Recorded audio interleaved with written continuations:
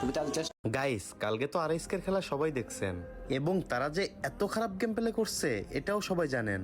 কিন্তু আপনারা কি জানেন তাদের এই খারাপ গেম প্লে করার মূল কারণ কি? জানি সবার উত্তরটা থাকবে ভাই জানি না। তো চলেন তাদের খারাপ খেলার মূল কারণটা কি আমি আপনাদের বলি। আপনাদের সবার প্রিয় আরএসকে টিমের প্রতিটা মেম্বার থেকে এই তথ্যগুলো পাওয়া। আর তারা বলছে তারা তাদের ডিভাইসের জন্য খেলতে পারি নাই। আপনারা হয়তো অনেকেই জানেন না, বড় বড় স্পোর্টসে কিন্তু নিজেদের পার্সোনাল ফোন দিয়ে গেম প্লে করতে দেয় না।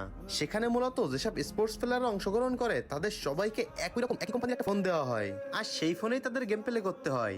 আর এই নতুন ফোনে গেম খেলার কোনো ধরনের এক্সপিরিয়েন্স কিন্তু আরএসকে টিমের ছিল না। তো এবার আপনাদের অনেকের প্রশ্ন হতে পারে, ভাই আরএসকে যদি এক্সপিরিয়েন্স না থাকে তাহলে অন্য কোনো টিমেরও তো এক্সপিরিয়েন্স থাকবে না। কিন্তু না গাইস, অন্য দেশের প্লেয়াররা তাদের দেশের বড় বড় কোম্পানি থেকে যে ফোনটা দিয়ে গেম প্লে করা হবে সেই ফোনের স্পন্সর অনেক আগে থেকেই পেয়ে যায় এবং মোটামুটি একটা ভালো সময় ধরে প্র্যাকটিস করে সেই ফোনের সেটিং এবং সেন্সিটিভিটি সম্পর্কে ভালো একটা জ্ঞান হয়ে যায়। কিন্তু আমাদের সবার প্রিয় আরএসকে টিম বাংলাদেশ থেকে কিন্তু এই ধরনের কোনো প্রকার সাপোর্ট পায় নাই। তারা এত বড় টুর্নামেন্টে গিয়ে এত ভালো ভালো প্লেয়ারের সামনে নতুন ফোন দিয়ে একদিন প্র্যাকটিসে কেমনে পারবে বলেন?